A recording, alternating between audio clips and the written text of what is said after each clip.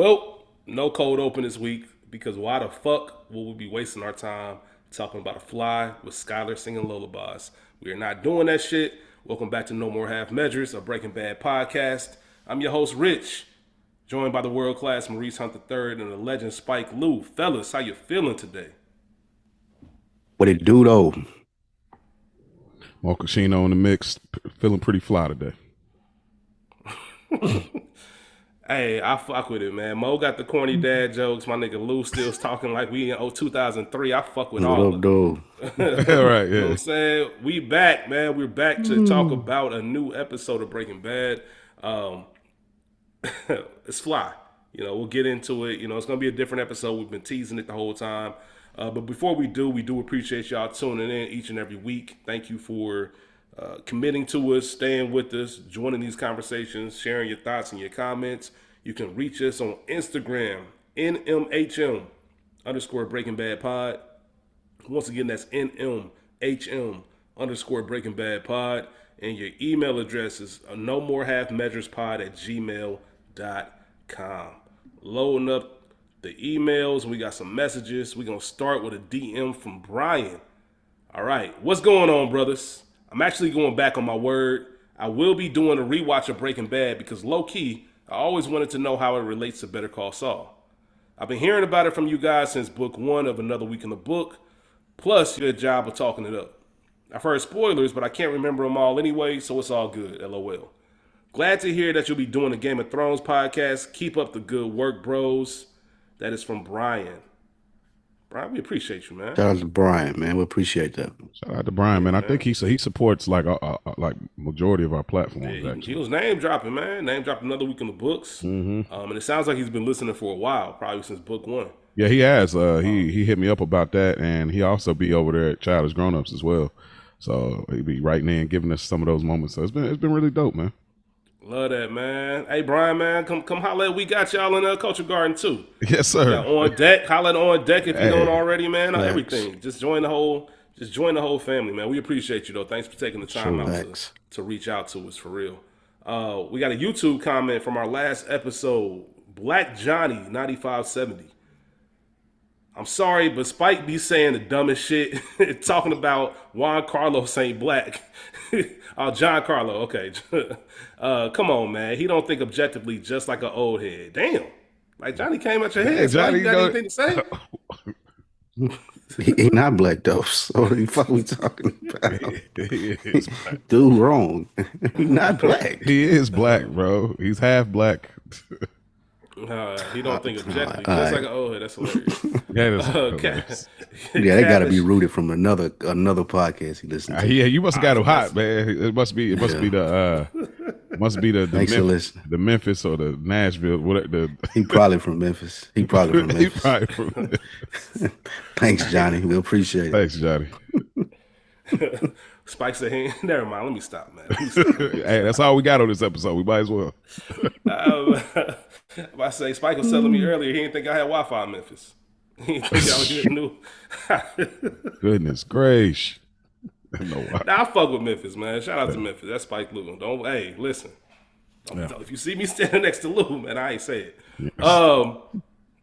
Let's go back. I think we got another YouTube comment. Cabbage Queen commented, y'all so fine. I love this pod. All right, shout out to Cabbage Queen. hey, salute. Hi, Cabbage Queen. Appreciate Hey, it. All right, Cabbage Queen. not only do we have the best podcast, but now we're the best looking fellas in the podcast world. Hey, man, go ahead and put the accolades up. Add You it to know the what I bio, mean? man. In case y'all didn't know, I speak Spanish too. You had to fuck up the moment. Hey, Let's that's y'all keep going. mans. That's y'all mans. I was trying to. That is right. That is you're right. You're right. I'm so You so got used to so them much being Drake PTSD. bars. Yes. I didn't even pay attention. I knew it was a song. You're right, man. Let me run that back. Let's edit that out, Mo. We got a Spotify comment from our last episode. Kafayesque from Sly. I love the Skylar glazing. Y'all spending all that time on hypothetical Skylar WAP was hilarious. Only this podcast could. Amazing content, gentlemen. Yes. Hey, man. Thank you. Appreciate you, Sly. That's I what think we you're right. do. We create the. Well, go ahead. I'll let you say what you're about to say, Rich. No, I was just about to. I know we say it often, but there are certain conversations that we have here that you'll never find on any Breaking Bad podcast. I can probably guarantee you that there is no podcast talking about the WAP scholar carrying around, and she know it too. Carrying it around. Carrying She's it. carrying it. Packing. She packing, nigga. I don't know what that means. That's a little Tell different you, in she this era. packing. No. That's different No. in these times, brother. I don't know what you do in your spare time, brother, but nah. No, Yeah, she definitely we definitely one of the best podcasts of I won't say fantasy narrative, but just these creative narratives in this space when it comes to television. We definitely have that up there too. No doubt, man. No doubt. You're absolutely right. I think we have another one. My bad. Let me get back to it. We do have an email, 2 emails actually, and ironically, they're from Matt and Zane, our Sopranos ain't Haters. shit residents, aka rappers. Those are my haters. So, Those are my secret admirers. No, I'm just, we got one from Matt. What's going on, fellas? I don't get the Fly episode. I think I've seen it all the way through maybe 2 times. Whenever I rewatch the series, I go into the episode with the intention of watching it with an open mind, but it gets cut off probably less than halfway through. I've read that people like it because it's a character study episode. We'll talk about that actually, Matt. But we don't need that at this point. The entire series is a character study, and The Fly just kills the momentum. It obviously took its inspiration from The Sopranos, and they tried to capture that slow, nothing really happened, pointless plotline vibe, and they totally nailed it. Definitely reminds me of The Sopranos Christopher episode, or maybe the one with the funeral for Tony's mom. Shit, throw Pine Barrens in there too. Pine Barrens is actually the correct answer. If there is to be a bottle episode of Sopranos, it's definitely Pine Barrens. I can't defend this one. I remember Walt feeling guilty and almost admitting some things to Jesse, but it all just feels so pointless. Definitely curious to hear the crew's thoughts. Love the perspective you guys bring, and I wonder if anything positive can be pulled from this one. Lastly, yes, I am white, but not white enough to eat the cheese and mayonnaise sandwich or whatever the hell someone brought up a few episodes ago. The fuck is that? I love it. The fact that you said the fuck, started your sentence with the fuck, I think that might let me... You're white, but... Maybe he's Italian. All the way. Like, yeah, you're about to say you got some kind of white with some seasoning, Yeah, I ain't one of them. Yeah, I ain't one of them black dudes that be calling white dudes black either. I ain't doing that. So but you might got some flavor. Got a little flavor there. Yeah, but you ain't, like you said, you ain't cheese bread white. I get you. You ain't Lincoln Logs white. You know, even though that's crazy coming from an Italian family, but yeah, man. Hey Mo, you trolling too, by the way. I meant to tell you that before recording. Oh yeah. Man. You keep, yeah, nigga, you know what you doing, man. You keep sending that dude's IG. I sent that shit like 2 months ago. Neither one of y'all niggas responded. I didn't even know. And now exactly. You see this, fellas? You see this, folks? see what I mean to these guys? I tell you, I was in I the don't even know what dudes y'all talking about. The little black dude I keep sitting at, like they're making jokes about the Italian, like black being a black guy. Okay, I got you. Yeah, I sent them 2 months ago. Just to let y'all know, I sent these videos 2 months ago. Neither one of these niggas responded. And then Mo 2 months later starts sending them like nobody's ever seen them before. Mm-hmm. Nobody ever has seen them. Let's get back to the email. We got one more, man. I just want y'all to see how they treat me around here. We got one from Zane Hawkins. It's titled, "This Week Should Be Interesting." Zane says, "What's up, fellas? Can't wait to hear what you do with this episode. Rich, I'll let you decide if you want to read this or let them keep guessing, but I'm a 45-year-old white guy in Iowa who grew up on 90s hip-hop. But tell Spike I appreciate the cookout invite.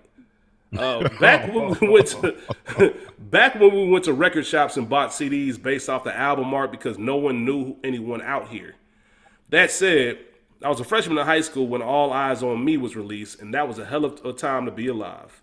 Also, as a chef, listening to Mo last week stand on using all the bell pepper seeds was fucking wild.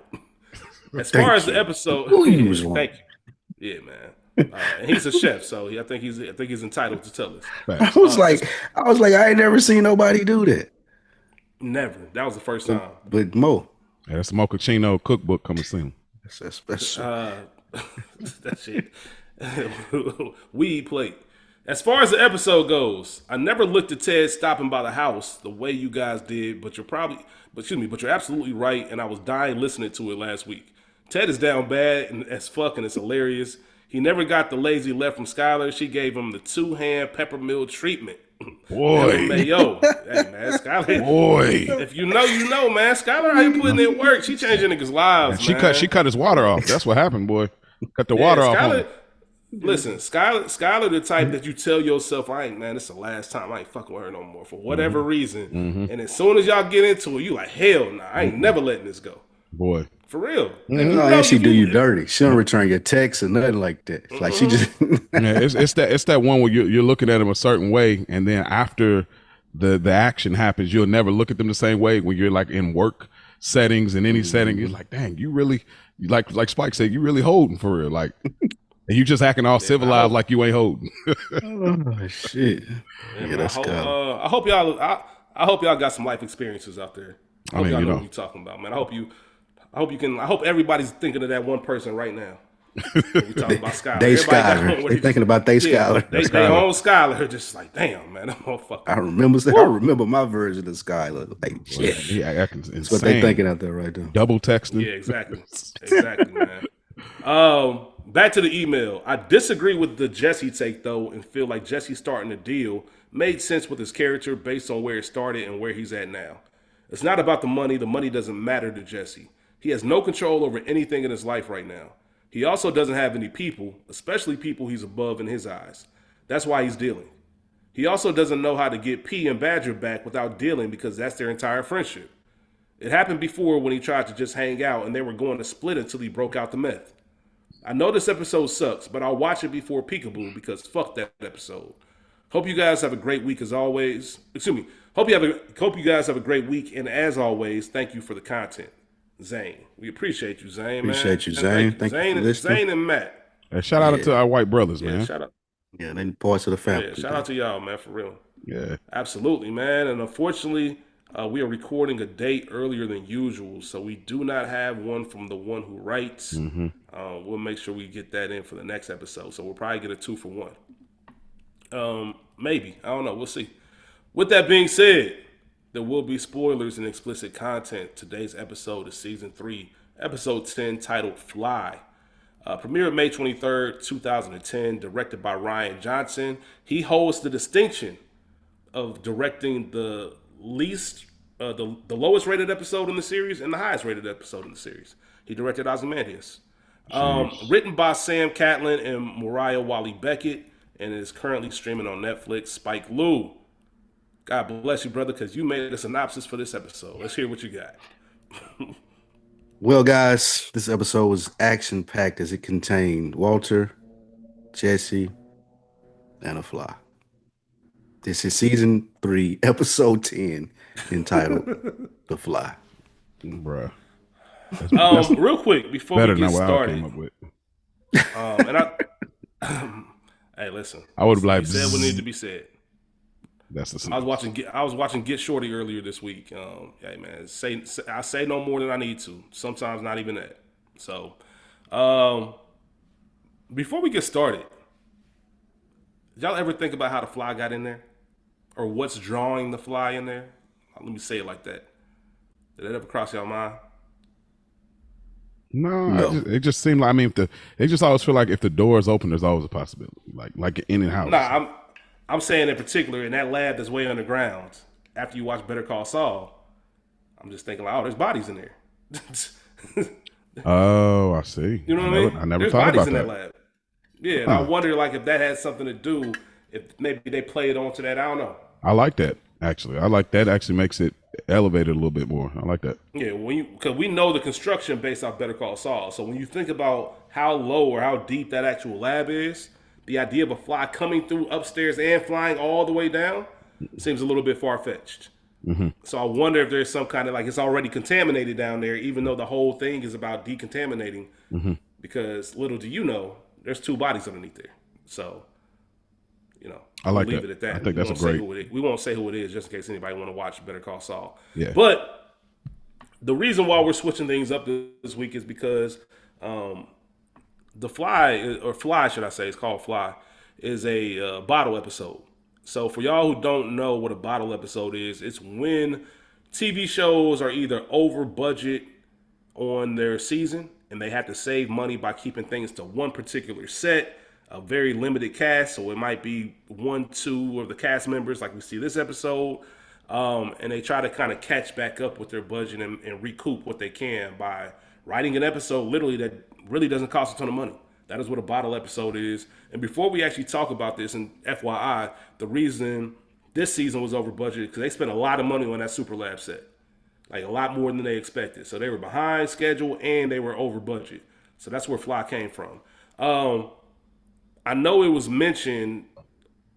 We know how we feel about it, but this is universally, it's polarizing, should I say? But for the most part, it's widely regarded as the best bottle episode ever. It's used in film schools as a masterclass of character development and psychological tension within a single room setting. Like similar to what we talked about with Peekaboo, how we didn't get it. People love that episode so much.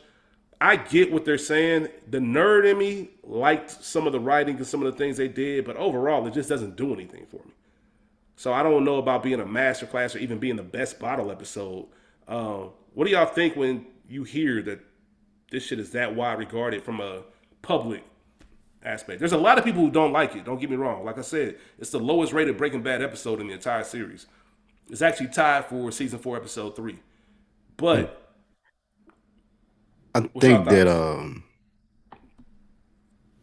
I don't disagree with a lot of what you said, and I understand why it's used in those settings. Watching it this time through, I know the first time I seen it, hated it, and I can understand the reason of that is they did another one of those things that you talk about, Mo, like they do early in the season where they're pumping the brakes.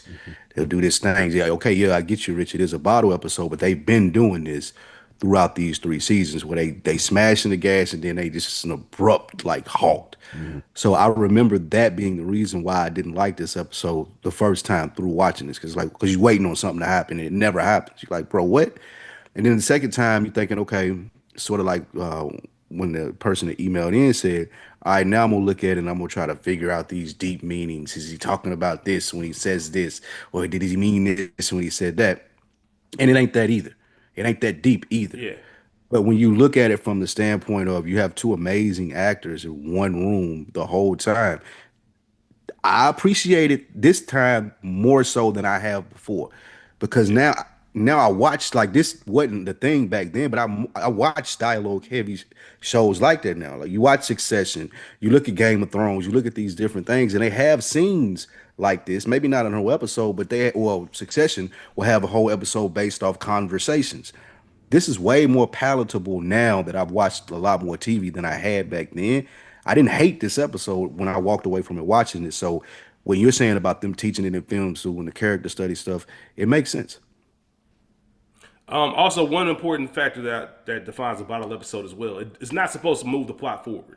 Yeah. That's also another point of them. So also, I just want to make sure everybody out there knew, to Spike Lee's point, nothing happened and it wasn't supposed to happen. Before we actually, well, Mo, do you got thoughts on that? Yeah, I just think there's not a lot of black people, black creatives,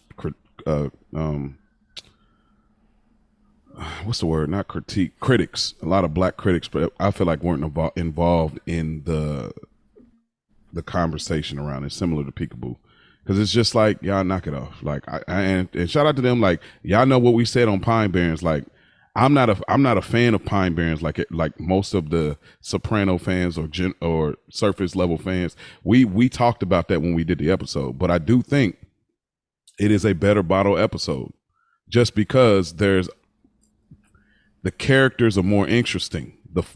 When they're trying to like, and this is why again, take a shot for Sopranos comparison.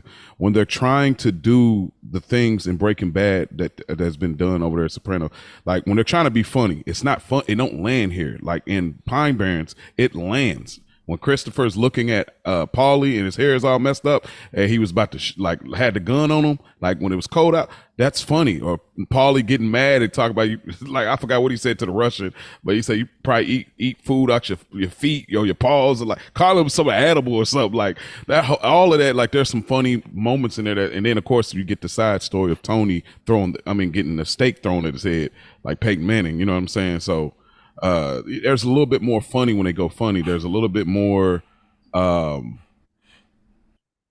this dialogue and this is better, I would say, because it looked like it was going towards something, but it didn't quite get there. But yeah, I don't know. Like bottleneck. I think about also sidebar bottleneck. I think about the Chinese restaurant episode of Seinfeld. You stepping on my whole. My bad. All right, I'll stop there. I just said we was gonna have examples. Man. All right, I'll stop there.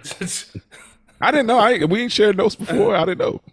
No, before I started talking, I said we talk about a bottleneck. I'm gonna have some examples. Okay. Actually, I did say it before we started recording, but it's all good, man. No, I know that, but I didn't know. I thought we were having a conversation about bottleneck. Hey, who's keeping the tally at home of the times Mo just completely ignores me? I know who's our listener that wrote in with the drinking game, man. Keep tabs for me, please, if you don't mind. Drink to that. Add that to the list. Every time Mo just go over. Hey, Mo, one of the funniest niggas ever. All right, so I want to ask you this specifically. I want to get into some bottle episode examples and see what you think. Mo, you already started it, so I want you to kind of kick this off if you don't mind. The Chinese food restaurant, or Chinese restaurant episode of Seinfeld. Spike Lee, you remember that one? Vaguely. Tell me what happened. It's literally nothing. They were just waiting for a seat at the Chinese restaurant. Oh yeah, when the reservations, he called for the reservations and they didn't have them, and he kept, okay, yeah. And the whole episode was right there in that little front room. Yeah, in the little front room with the dude. Like, okay, yeah. Mo, you said you put that up there as one of your favorites. Is that correct? That was good though. Elaine put up 60 in that. Yeah, it was good. Yeah, no, it was good. I mean, George, him waiting on the phone call, like that whole thing, and like, it's back in the day we had a payphone. Like, and no, that's good. That's good right there. That's they said that's on the Mount Rushmore. They said that's on the Mount Rushmore bottle episodes. I think it works because I think the best version of a bottleneck is when you don't realize that is what's happening, and that where you keep getting that neck from. Pause. Huh?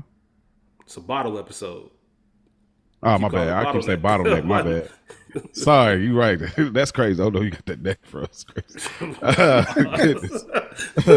Oh man, you're right. Bottle episodes. I think the best bottle episodes is when you don't realize that you're in the same place the entire time, because you're now the characters are driving it so strongly you forget they haven't went anywhere but right here. So I think, I would say Seinfeld, that's definitely Mount Rushmore bottle episode. I didn't watch it. They got that on there. I didn't watch Brooklyn Nine-Nine, but there's an episode called The Box.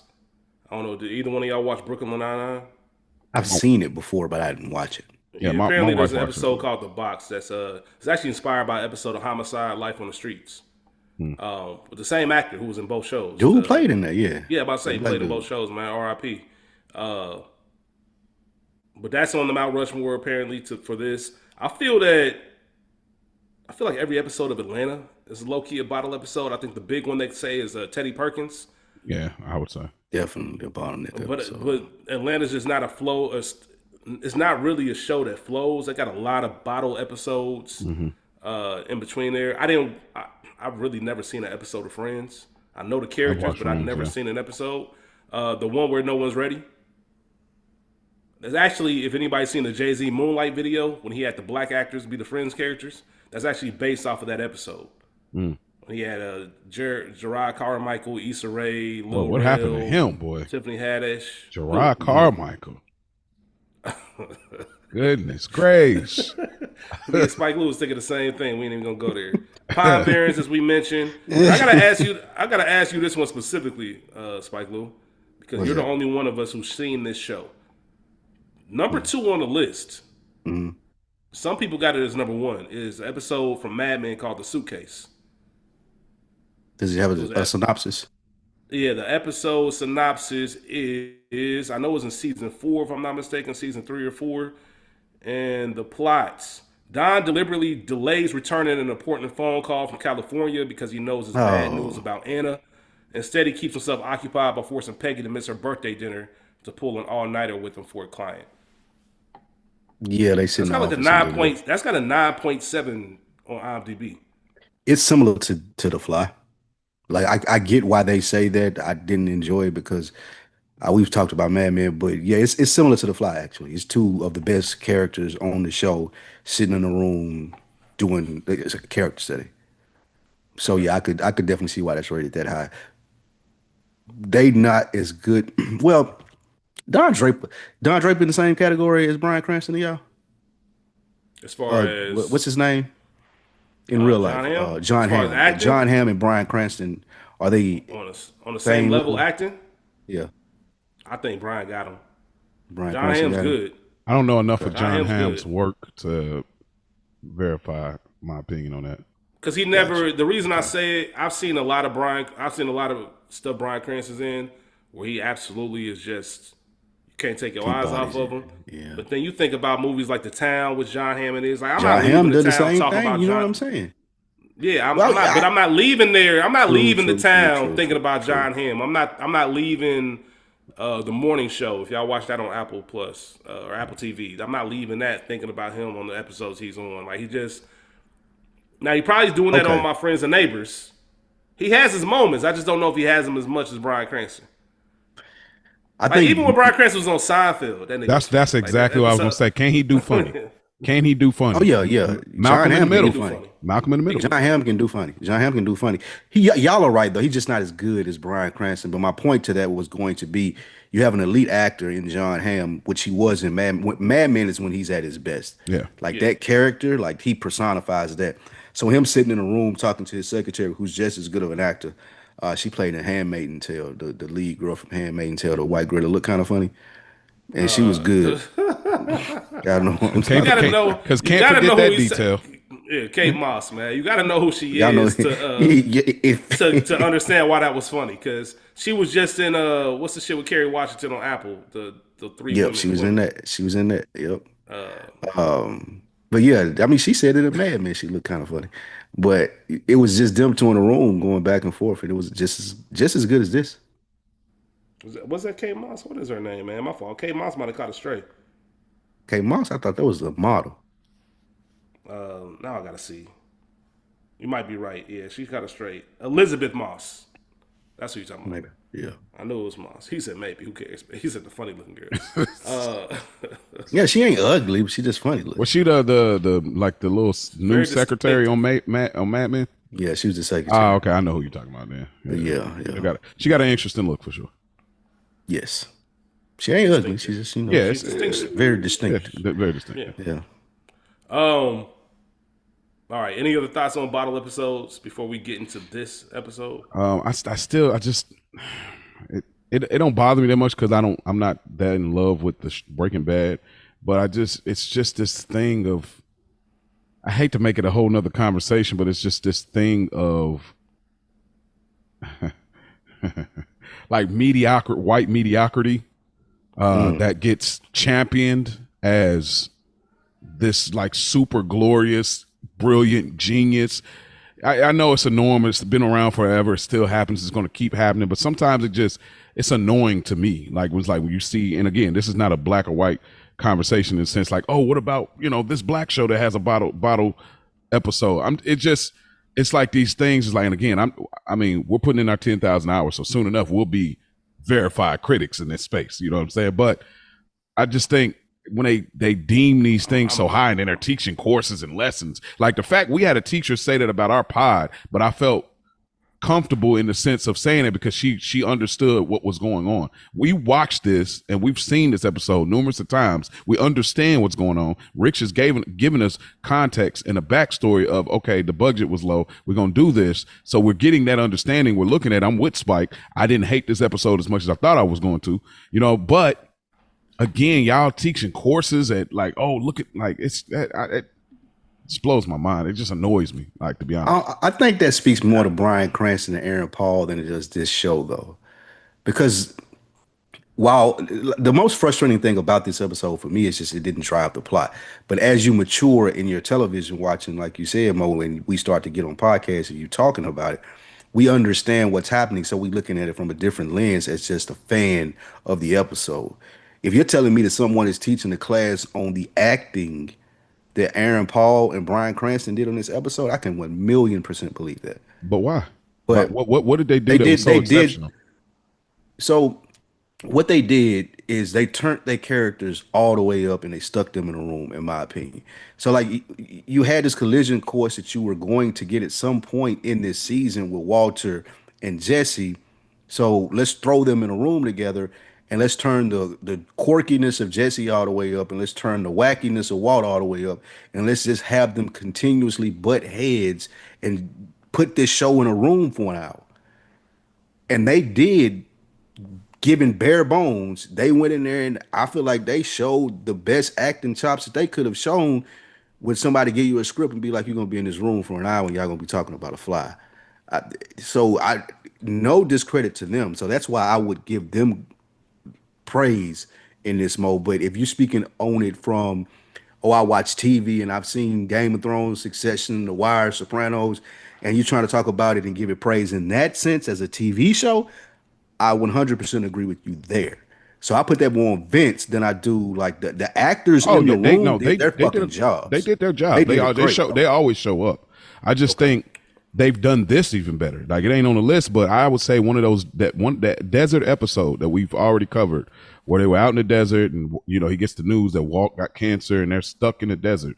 And remember they're trying to get the battery winding. Like I guess it's not considered a bottle episode, maybe because they got cutaway scenes. That's what I'm assuming. It kept the plot moving forward. Plot advanced. Yeah, but I mean, but that's what I'm saying. But like Sopranos, but Pine Barrens, the plot was still moving forward because of the because of the we were in the middle of Tony's shit. But look, we were in the middle of Tony's shit. Yeah, we got the resolution with him and Gloria, but there was a lot more going on that we wanted to know from Tony. And they took us totally out of the world for an hour and they put us with Paulie and Chris about this random pickup that they did from this Russian guy. So it didn't move anything along. That never got mentioned again. We knew Gloria was mad at him. Like we knew that already. Like we knew their relationship went up and down. So her throwing a stake, that don't really move the plot along. Fair. Yeah. Actually, it did get mentioned one more time at Chris's intervention. But either way, we never know what happened and never got any kind of resolution. I'm with Lou on this one. I just don't feel as strongly about it as you, but I also don't agree that it's one of the best things ever. I get it though. Once again, this is just my objectiveness. I guess seeing all sides of it. I understand why it's mentioned in that sense. Even the building the tension, because if you do just tell somebody this episode is about y'all trying to kill a fly that's in the lab, and you look at what you get or some of the moments, especially towards the end of the episode, like it doesn't get, I think, meaningful until that conversation towards the end. Everything else is just, I think they hyping it up. But I understand why, and because you even think through the states, that Bryan Cranston played even in this room. Like he went from lack of sleep. He come in, you could tell he ain't been sleeping with the alarm clock in the beginning. The nigga fell off the fucking stairs, hit his head on that metal thing. I know he had a concussion. And then you could tell he was acting concussed when Jesse came back. And then he go from that to being completely drained when Jesse put the sleeping pills in his coffee. Like he in that drowsy, I'll say anything state. Like he put on a fucking clinic in this episode. Was high. I will say it's like I don't know how people feel about Tracy Morgan. Like I understand why people think he's funny. He's not funny to me. No, like he's just not. And this episode is Tracy Morgan to me. I understand why people fuck with it. I understand why it's on the list. It just ain't like all that. I don't understand actually. That's really good. I don't even understand. You don't understand why people would find Tracy Morgan? For me, I guess I probably had to. Yeah, he's not funny to me, and I don't even understand why. Like Chris Rock, he's not funny to me, but I can understand. There's a market for it. I can see why some people would find him funny. But Tracy Morgan, I genuinely don't understand. So I'm just saying for my comparison. But yeah, that's crazy. Fair. Well, my Tracy Morgan, yo, Chris Rock. Fair. Bo. Look. It's like, look. He said there's a lot of things I can say right now. Nah, it's very on brand for Mo. It's just one of those things. The more I know you, it's just I love it, man. You are who you are. I appreciate it. It's like in my mind, I'm always wondering, like, I hear all the things you do say. I'm always thinking, what is it that he's not saying? You know what I mean? You just, hey man, you just you. I love it, man. I appreciate it, bro. Let's get into this episode. So we're gonna do this where I'm gonna keep the true spirit of No More Half Measures and give recaps, but they're not gonna be in depth, and we're not gonna stop to really talk about them unless somebody just wants to throw something, a random thought into the conversation. I just want to make sure it flows, and then once we get to a couple things that probably deserve either a little banter or some conversation, we'll take a break there, and then we'll get on out of here. We probably won't even have all the full categories this episode. We'll probably just rank the episode and get on out. So this episode, the fellas are cleaning the lab, and Jesse wants to know why they don't have a cleaning team. Walt is crunching numbers at the end of the day. He's confused as to why things don't make sense. They're 0.14% off in regard to their output. I just talked about last episode how Walt is just kind of maniacal about those numbers. That's what I'm talking about, this type of shit. You care about 0.14. I know it's a lot, but the fact that Walt is, and I think this episode is probably showing his obsessive nature. He's starting to get obsessed about shit. Even though, like Spike Lee said, he's probably suffering from insomnia, concussion, all types of shit. All of those things are kind of mixed in. We know as viewers that Jesse's running a side business, but he's trying to throw all types of alternatives out to Walt to help explain the issue. He looks very obvious while he's doing it, by the way. Walt's still working on paperwork as Jesse leaves. And once Jesse leaves, he notices that there is a fly in the lab and then starts this crusade of trying to capture it.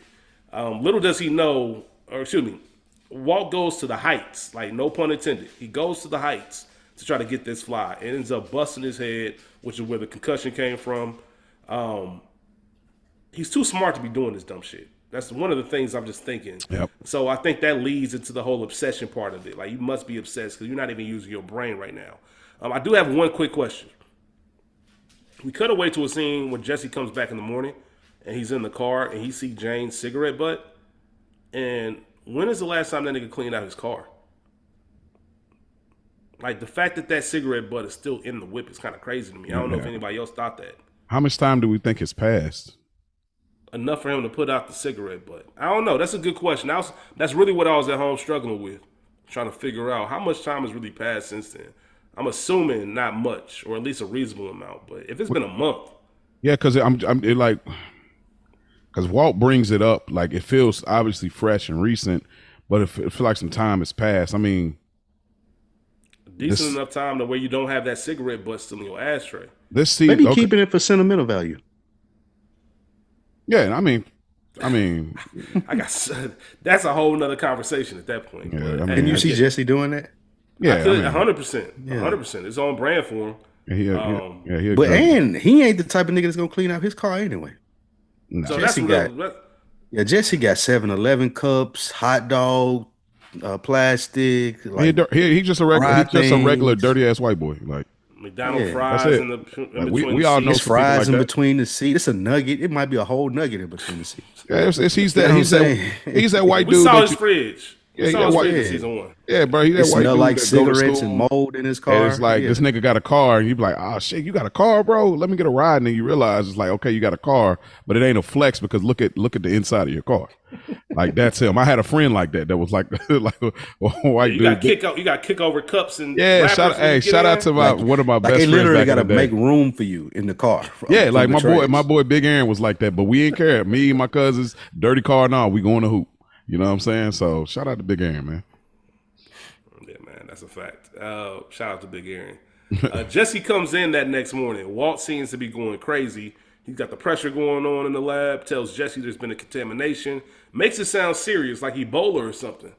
And he made a fly swatter or a fly saber, as Jesse said. It's funny, I just want to throw this out. Rian Johnson, the director of this episode, he also directed Star Wars Last Jedi. So the fact that they say it's fly saber, and then years later he ended up directing Star Wars, just a coincidence. Did you use some of the meth? Like, Jesse's really questioning Walt. Did you use some of our products? Like, what's going on with you, bro? And after a while, Jesse realizes, bro, you've been here all night. Like, you ain't slept. Like, you literally been here trying to chase this fly. You going crazy. Walt refuses to cook until the fly is caught. Like, I'm not doing it. Refuse to cook. Goes so far to where Jesse tries to get Walt some air, and Walt locks him out of the lab. Stole his keys and everything. And Jesse had to go get an El Axo. Quick nod to Pulp Fiction. That scene when he went to go get the axe, and he picking up all those different weapons. That's Butch in the pawn shop store. That's a little nod to Pulp Fiction for anybody out there. Jesse ends up getting his way back in, and he even drugs Walt with sleeping pills once he gets in the lab. Um, there was a moment, I want to ask y'all real quick, or I just say it, I guess. There was a moment when Walt takes a sip of coffee and he looks, and Jesse's like concerned, does he know I put the sleeping shit in there? And I keep thinking to myself, why is Jesse so fearful of Walt? Like, bro, I done put hands on you and whooped you already. Like, why are you still fucking tiptoeing and timid around this nigga, bro? I'll beat your ass. I ain't got nothing to be scared of with you. And you be talking crazy to him, so I don't know why in moments when you know you did something that you kind of nut up. Like, that shit weird to me. Fuck you, Walt. It's two things. It's like it's this this animosity, but also this admiration. So it's a twofold of both their relationship with each other. It's like I can't stand your ass, but I love you at the same time. Like, and I feel like that's what their dynamic is. So it's that it's a crazy line, but I feel like that is a theme that runs through the duration of this whole thing, similar to Tony and Christopher. So that's why I think those moments of like hesitancy come in and like kind of awkward, why he's so fearful, why he's so, hitting the brakes, so to speak. So That's it. You think it's due to the overall dynamic of the relationship more than anything, the environment of the relationship. Yeah, that's interesting. I think I'll so. tell you why. He look at Walt like a father figure. He don't know it yet, but that's how he carry it.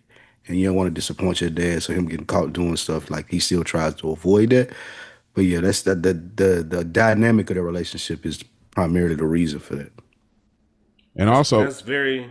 Go ahead. Also, you got to remember that with Walter, like they've had their scuffles, they've had their disagreements, but he ain't had to deal with Walter being disappointed in him, and that is a huge theme with his parents.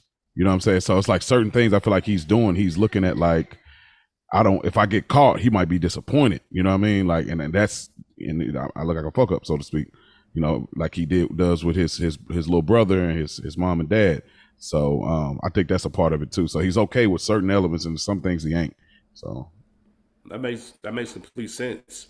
Mainly because I just was doing some research. I've been starting some research on a psychologist named Yuri Brofenbrenner. And the reason I'm even researching it is because he had these theories about your environment and how they play into like shape who you are. Not just like where you grow up, but all types of different environments. Like literally these mini pocket environments. Us three is an environment of us doing this space. Like all of those things and how they really make up the larger makeup. So when you said that, it made me immediately think, like, I'm sitting here looking at it like, bruh, the fuck I'm jumpy around you for? But that is the nature. Like, he naturally cowers just out of pure muscle memory, it feels like. So that's very fascinating. Who'd have thought we got something so deep in this episode? Jesse ends up telling the story about his aunt and her cancer. He's kind of alluding that Walt's cancer might have spread to his brain because he's acting very similar to how his aunt was acting when that happened to her.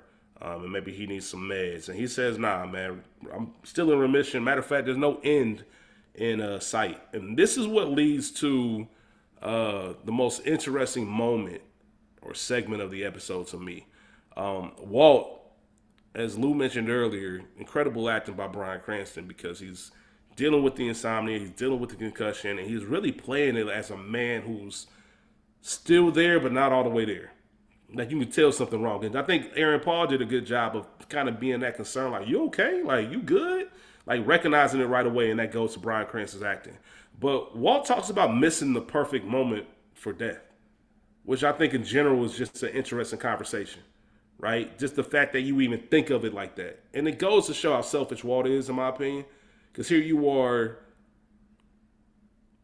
just because of how everything's panned out, you lost your family and all this, you're thinking about, damn, what would have been a perfect moment? Going to Dark Knight, man. Die and be a hero, live long enough to see yourself become the villain. That whole concept. And he's saying he's lived too long. You want them to actually miss you, have some good memories. He recounts different steps in the journey. When would have been the perfect time?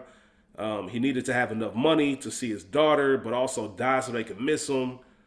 He talks about that second cell phone, regretting that. The fugue state, he brings that up. And then he says the moment was the night that Jane died. And we see Jesse instantly get locked in. He locked in like y'all out there when y'all be listening to us. He recounts everything that we saw in that episode. That's what makes it kind of genius because everything that Walt's describing to Jesse, we saw. I don't think this works if we never get those scenes and he's just describing some random encounter that happened off camera. The fact that we saw him in, and I think part of it is because we so used to Walt lying, especially to Jesse, that we know in this moment because of your, for lack of better terms, your new fugue state or whatever you want to call it, we know you're telling the truth, but you're not telling the whole truth. And that's the dynamic of Walt, right? You finally are actually being all the way real, but you're not being all the way real. So I thought that was very interesting. He talks about that night Jane died and the odds of meeting Donald Margolis in that bar and having those conversations. And the writing room, which is why I said I understand why the show gets this much credit because they're pulling out intimate details. Like, what did he say? Never give up on family. We heard those words verbatim. Like, the writing room didn't have to do that. That could have been real lazy. For them to even think about pulling that back in and writing this up for Walt, I think that's what makes it. I understand the part of it. But Jesse's intrigued and wants to know about it, like I said. Walt starts saying if he stayed home that night, and he recounts a moment of Holly listening, he's listening to her on the baby monitor, or looking at her, should I say. And he says, man, if I just stayed home that night and watched TV and did this and got to be with Holly and I died that night, that would have been the perfect moment. Like that would have been it. He states that the universe is chaotic, is not inevitable, which I think is a very interesting topic as well. The fact that we always say, like, what's meant to happen is always going to happen. He's looking at it from the sense of, nah, this shit too unpredictable. It's too chaotic. There is no or direct, I guess, path to where you get into it. Nothing is already mapped out in stone. Like, anything can come through and knock your shit off course. And, of course, he's talking about just a random meeting of him with Donald in that bar. He apologizes to Jesse. We know why, but Jesse doesn't know why. And Jesse seems to be at terms with things. He says it's not his fault. It's not Jane's fault. He does miss her. And he ends up killing the fly, but of course, Walt's not awake to see Jesse do something good. He's not awake to see him do good things. With all that being said, that moment, that conversation, Walt there, what y'all fellas think about the scene in the moment that kind of, I guess, defined this episode? I see what they were trying to do. I think they were trying to create something suspenseful. Like I'm looking at this bottle episode, and it's like, okay, they need a problem. The problem is the fly. Again, I think they could have taken a different approach. I'm not mad at them doing a bottle. I just think a different approach, getting stuck in there. Maybe one of the bins is leaking. Something a little bit more higher up, but that they can't leave for whatever. I get why. But the fly works for now. I mean, it's already happened. As far as the conversation goes, they're doing a good job because now this episode that's really silly and goofy, you're kind of hanging on every word. Like, oh, is Walt going to say it? Is he going to reveal? And that I imagine in the year this came out, that kind of tapped people back into what's going on. And, again, back then you thinking like, oh, Walt does have a conscience. He does feel bad. He does this and that, before now we know. But so I think the conversation was great. The dying part is that is very morbid. That's a very morbid thought to be like, oh, this would have been a perfect time. I don't think I could ever. Let me ask you real quick. Is it though when you know you dying? We all know we're gonna die one day, but when it's a little bit more immediate, like Walt, do you think that's still morbid? Like it's almost like I'm just rushing up what's gonna happen in a few months anyway. I mean, it tracks a Walt just from the sense that he was already a dying man and he wanted to get so much money because he thought he was out of here. But I don't know. Yeah, I think it was morbid. I also think it was technical because of how Walt thinks. Like, who thinks of, oh, what was the perfect moment that I should have died? Like that ain't a normal person question. And I like how they shot this. I like how they show Walt and focus on him, but you can still see Jesse standing in the frame staring at him like, bro, what the fuck is up with you? Like, you on some weird shit. And the answer to his question is as soon as Elliot and what's her name, Grace? What's the other girl name? Elliot and Gretchen. Gretchen. Okay. As soon as he made the offer at their birthday party that they'll take care of his whatever and found out he was sick, he should have died on the way home. And they should have gave Skylar and Finn the money, and they would have been happily. That would have been the perfect place for him to die. Yeah, he could have died when the website was. I ain't even giving him that. It was too late then, bro. Like, you know how I feel about it was too late then. When they offered him the money and said we'll take care of it and made him the deal, he should have dropped dead right then. Cause boom, we're gonna take care of your family because we made this commitment to you. They ain't got to deal with none of this cowboy bullshit that you've been doing trying to cook me up. All ties are cut, everything's taken care of. We good. Boom, we out. It's done. That's when he should have died. If he wants to know the answer to that question. Now, as far as the rest of it, they did a really good job too with Bryan Cranston just explaining that story.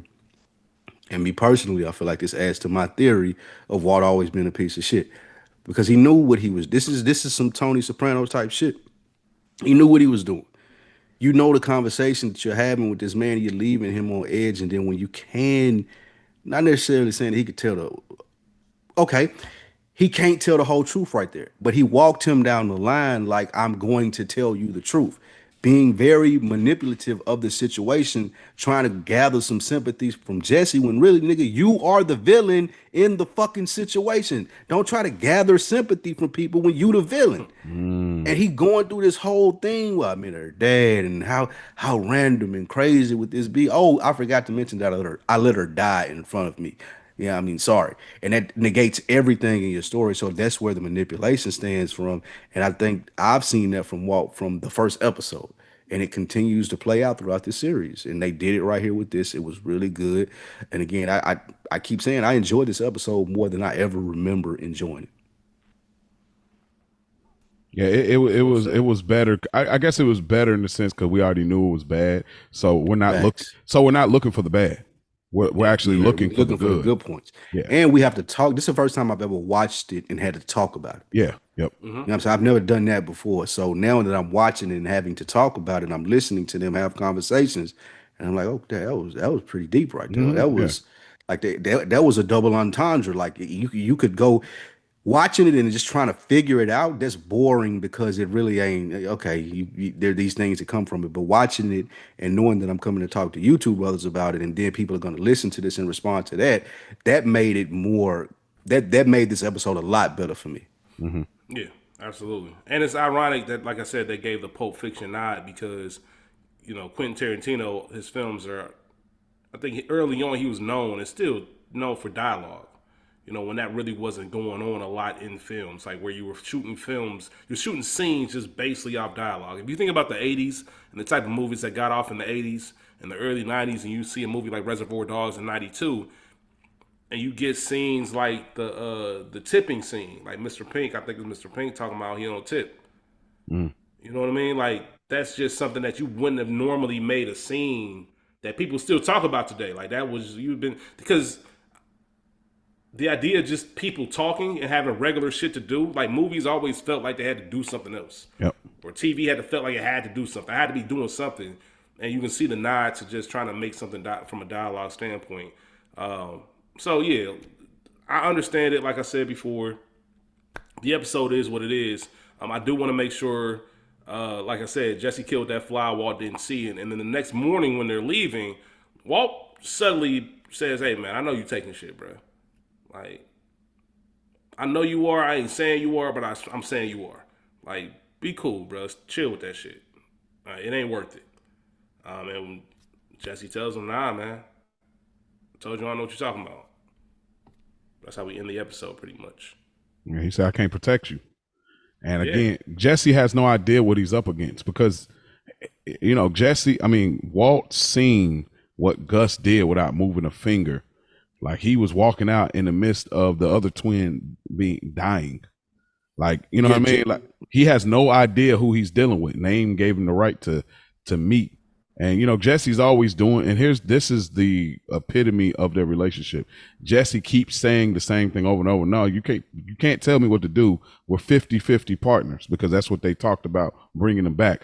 But even though they're 50-50 partners. Walt still has control over him because you medicated Walt, and Walt still has you, you know, in his clutches with this story, with all of the things he's saying. And even at the end, like, it don't matter how much Jesse, it's one of those things where, like, who we fooling? You know, we not 50-50 partners. No matter how I put it, no matter how I say it, I'm the one doing the numbers. I'm the one that built the relationship with Gus. I'm the one that already got the lab started. We ain't even, bro. You know what I'm saying? So I think it's just this interesting dynamic, and which I think, like what the listener has said about Jesse doing his own thing on the side, that's probably what it's all about. So we can't be, that's a good point. We can't be 50-50 partners though if you can get Gus on the phone and I can't. Yep. You've had conversations with him and I haven't. And adding to my Walt villain bag again, that's a conversation that should have been had with Jesse. Like, look, man, I'm not just coming off as some father figure trying to tell you not to steal from these people. This dude is a big time gangster. Like, it was some shit going on where I could have been dead. Like, he ain't sit down. I ain't even think about that until you said it, Mo. He ain't sit down and explain it to him.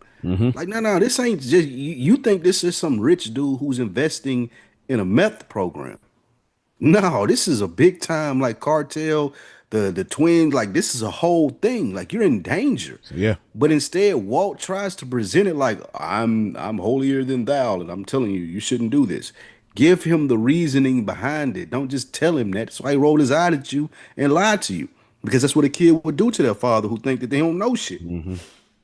So it's way too much dad, a lot less maybe uncle or big brother. That's the relationship Walt needed to have with Jesse. So Jesse would be more open with him and he could protect him. Yeah. But the dad-son relationship isn't the one that works, and that's the one that they're in.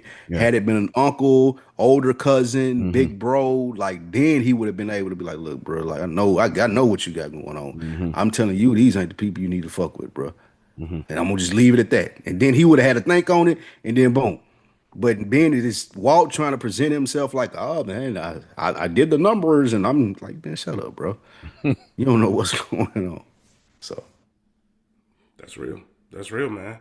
Real quick before we wrap things up, anything to say about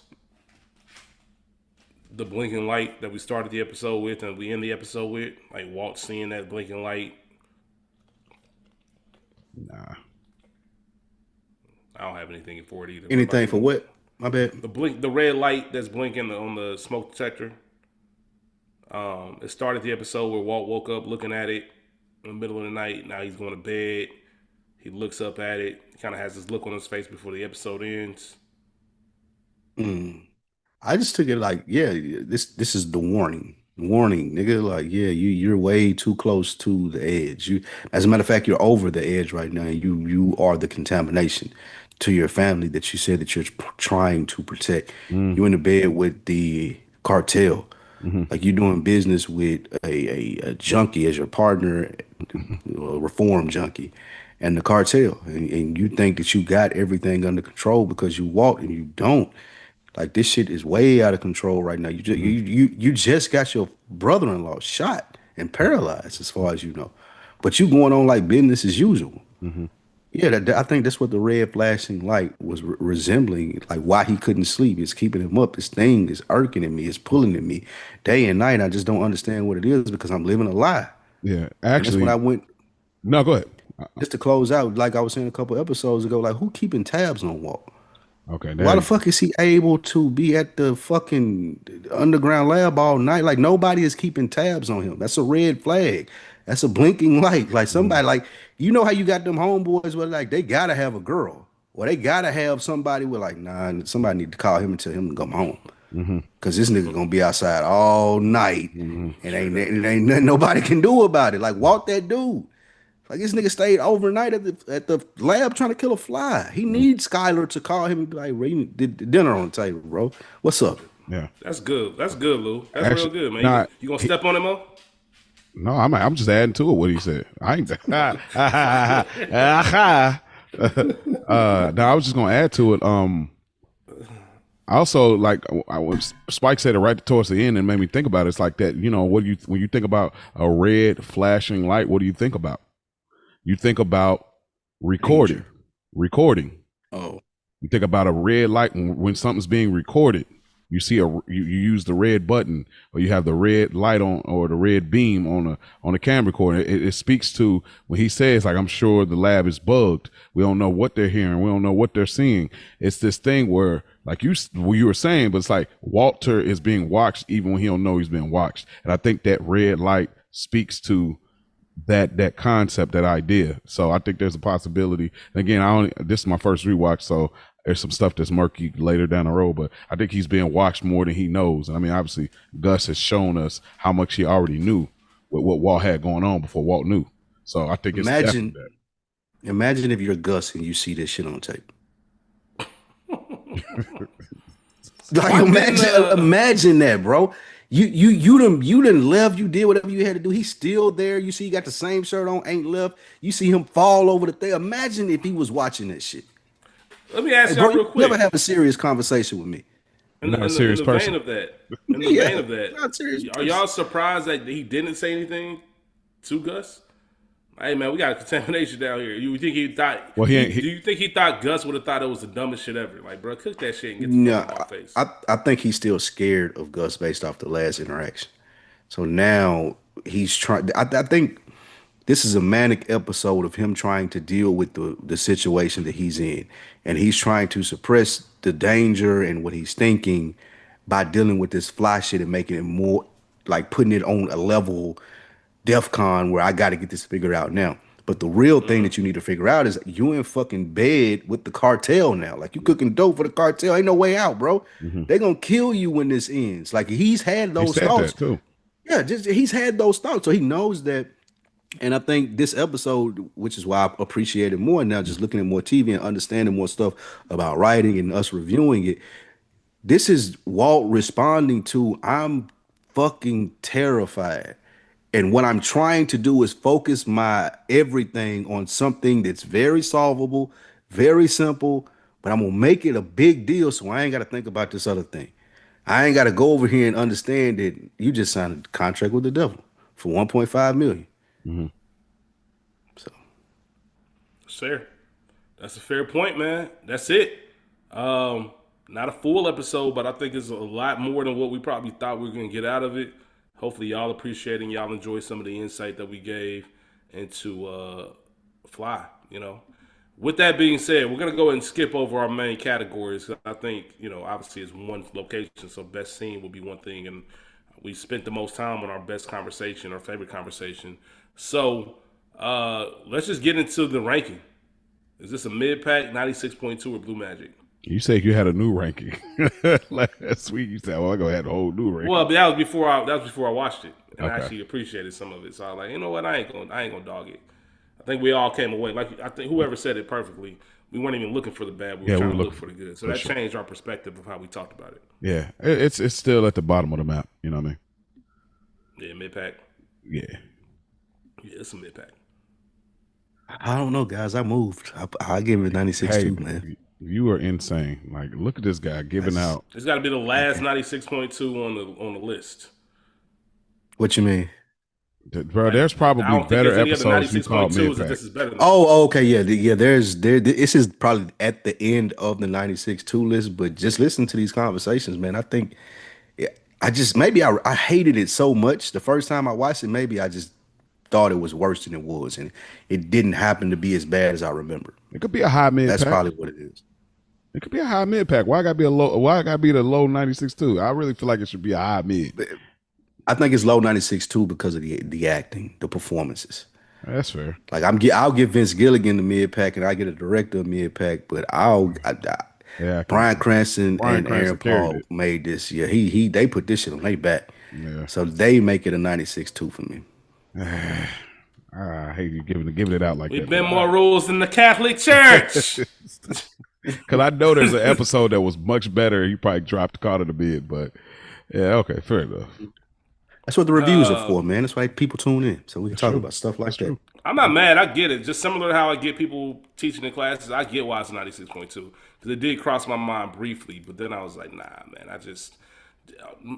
I'm thinking about one moment, like the last 15 minutes of the episode, last 20 minutes or whatever. Like that's the part that really sticks out. You still got 20 something minutes that I really don't give a fuck about, and that's why it's mid pack for me. Even though those shit, I dare to say the conversation and the acting were Blue Magic worthy. You know what I mean? I think Like for real. I think If it did anything to move the plot forward, yeah. The only thing I feel like this episode was lacking was something to move the plot forward, and I don't like when shows do that, which is why I can't give it anything higher than the 96.2. Yeah, all it took is Gus could have pulled up. Oh man, That's it. Like Gus could have just pulled up and like looked and seen what they was doing and walked out, and that would have been just enough to be like, what does that mean? Or what if we would have got the cameras like we got in Better Call Saul? Like a reveal at the end.